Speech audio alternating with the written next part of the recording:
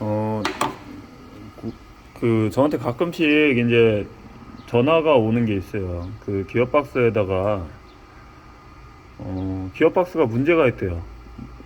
뭐 소리도 나고 부하도 걸리고 뻑뻑하고 저도 그런 경험이 있죠. 그리고 이제 실제로 이제 작동을 해보면은 굉장히 부하를 많이 받고 뭔가 문제가 있긴 있는데 또 문제가 또 없어 보여요. 그럴 때 이제 자세히 보셔야 될 게 있는데 오일이에요.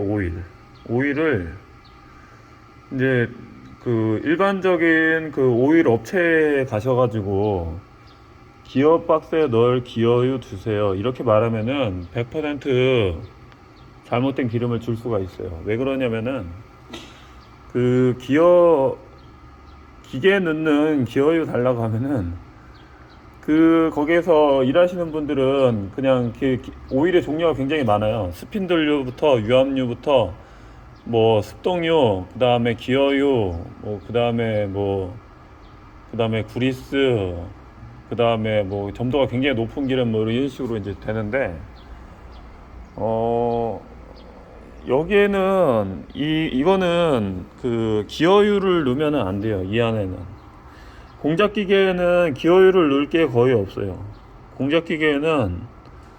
공작 기계에는 기어유가 들어갈 일이 거의 없어요. 거의 드문데 이제 산업기계 같은 경우에는 좀 들어가는데 공작 기계에는 거의 또 그 기어유 들어갈 게 별로 없는데 그 이제 두 가지라고 보시면 돼요. 이 동파이프가 있으면은 기어유를 넣으면 안 돼요. 동파이프나 그 알루미늄 관이나 이렇게 이 라인이 깔려 있는 경우에 기어유를 넣게 되면 어떤 일이 벌리냐면 그 이 점도가 너무 높아서 이 파이프를 통과를 못 해요. 겨우겨우 꿀꺽꿀꺽 나오다가 결국에는 그 트로코이드 펌프에서 부하를 확 받아가지고 펌프가 망가져요. 그럼 관련된 축도 망가지고요. 그러니까 여기에는 이제 점도가 32번 정도로 넣으시는 게 가장 좋아요. 32번에서 46번 그 사이로. 왜 32번하고 46번 그 정도를 넣어야 되냐? 그 점도가 이 파이프를 지나갈 수 있는 그 점도예요. 지나면서 윤활이 될 수 있는 점도. 근데 이제 왜 그 점도는 그 점도 기본 점도가 32번, 46번은 통상 유압유를 얘기해요. 유압유 유압유를 이제 그럼 유압유를 달라고 하면 되는데 사람들이 이제 유압유라고 하면은 이거 유압인데 이렇게 생각을 하는데 유압유는 내망업성 기능하고 그 다음에 그 코팅 기능이 또 있어요. 이것도 그래서 유압유를 달라고 하면 됩니다. 그냥 그 유압유에 일반적으로 쓰는 기름이라는 거지 여기에다가 쓰면 안 되는 기름이 아니에요. 그래서 그 여기에다가는 유압유를 넣으시면 됩니다. 유압유. 근데 여기다는 그러니까 모르시는 분들이 이제 기어니까 기계니까 기계유, 기어유 그런 것들은 이제 점도가 얼마 전에 전화가 왔는데 기계가 이상이 없다는 거예요. 근데 소리가 난대요. 기계는 다 뜯어봤는데 이상이 없는데 자꾸 소리가 나고 이상한 소리가 자꾸 들리고 부하를 받고 그런데 그래가지고 이제 보니까 여기다가 점도 150번을 넣었어요. 150번을 넣게 되면은 그 윤활이 펌프가 펌핑이 잘 안 되고 이게 트로코이드 펌프는 모터하고 첫 번째로 바로 직결로 걸려요. 회전 속도는 항상 똑같이 나와야 되기 때문에 그래서 거기에다가 걸리게 되면은 부하를 받아요. 펌핑을 하는데 그 트로코이드 펌프 같은 경우는 대부분 공작 기계에는 트로코이드 펌프가 들어가고 그 일반 강압시 모터 펌프가 들어가는데 점도가 높은 오일을 넣게 되면은 부하를 막 받고 이게 펌핑이 거의 안 되면서 그러다가 이제 예를 들어서 그 상태에서 150번이 들어갔는데 겨울철이 됐다. 그러면은 점도가 더 올라가요. 한 200번, 250번대 됩니다. 그러면은 그때 고장이 날 수가 있어요. 기계가 점도가 올라가면. 그리고 이 32번이나 46번의 그 점도는 상온을 얘기하는 거예요. 상온 상태에서 36번, 46번의 점도가 나온다는 거죠. 그 상온에서 예를 들어서 실내 온도가 30도나 아니면은 고온에서는 그게 더 묽어져요. 32번이 20번대로 떨어지고 더 나아가면 열받으면 10번대까지 될 수도 있어요. 그거를 고려해야 돼요. 예를 들어서 공장에서 겨울철에 뭐 기계를 사용하는데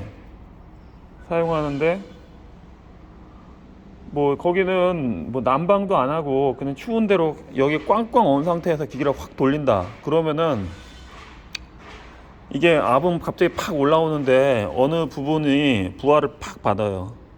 그러면 이런 거 막 터져버리고 어디가 찢어지고 터지고 막 이런 거는 기본적으로 터질 수가 있어요. 이런 부분들. 그리고 또 여름철 같은 경우에 너무 뜨거운 데서 기계를 돌린다. 그러면은 윤활이 안 돼요. 그냥 다 흘러버려. 부착이 돼가지고 그 오일 코팅이 형성이 돼야지 이게 기어 마모라든지 윤활이 유압 그 표면 장력에 의해서 유압을 할 수가 있는데 그게 안 됩니다. 그러다 보면은 수명이 또 단축이 돼요. 깎이죠. 쇳가루가 막 나와버려요. 그리고 이제 여기에는 이제 32번하고 46번 정도를 넣어주시면 되고, 여기는 이제 습동유가 이 안에 들어가야 돼요. 그래서 습동유는 68번인데 이 습동유가 없는 경우에는 유압유라도 넣어야죠. 안 넣는 것보다 넣는 게 좋으니까. 근데 여기는 이제 하중이 직접 걸려서 마찰이 굉장히 심하게 발생을 하기 때문에 점도를 너무 얕은 걸 쓰면은 아무런 거의 효과가 없어요. 깎여버려요. 여기가 베드가 계속 이제 쇳가루가 이제 타고선 지나가기 때문에 쇳가루다 이물질이 타고선 비비는 상태로 이렇게 해서 가기 때문에 여기에다가 점도를 약한 걸 쓰게 되면 그 유막이 형성이 안 돼요. 그러다 보면 이게 계속 깎이는 거예요. 그래서 두 가지를 좀 아셨으면. 저한테 이제 전화가 왔어요. 이게 업라이트가 이제 뭐 고장난 게 하나도 없고 기어도 좋은데 이상하게 작동간에는 이상한 소리가 난다. 그래가지고 그러면은 대부분 이제 오일을 잘못 넣는 경우가 많다 보니까 거기에는 기름을 다 싹 빼고 이제 넣어봐라 그랬는데, 그 전에 몇 번을 넣었냐 그러니까 150번을 넣었다는 거예요. 150번이라고 써있대요. 150이라고 써있대요. 그래서 그 150은 아무래도 아닌 것 같다. 다 빼버리고 그 유압유 32번을 넣어라. 그렇게 얘기를 하니까 아무런 소리가 안 낸다고 이렇게 전화를 주셔가지고 이 영상을 찍어야 되겠다는 생각이 들더라고요. 이 영상을 찍어가지고 좀 알려드려야 되겠다. 그 다음에 근데 두 번째는 32번을 넣고 46번을 넣는 것도 좋은데 그게 또 오래되면은 점도가 높아져요. 오래되면은. 그러면은 점도가 높아지면은 또 한번 치환을 해주고 이물질을 좀 빼줘야 돼요. 그런 작업들을 주기적으로 해줘야 돼요. 이게 그 안에 조금 이렇게 날아가는 것 같아요. 이게 그 점도가 좀 연한 것들이 이렇게 날아가가지고 점도가 묽어지는 것 같아. 진해지는 것 같아, 점도가. 그래서 그런 것들을 아시고선 하셔야 될 것 같습니다. 이상입니다.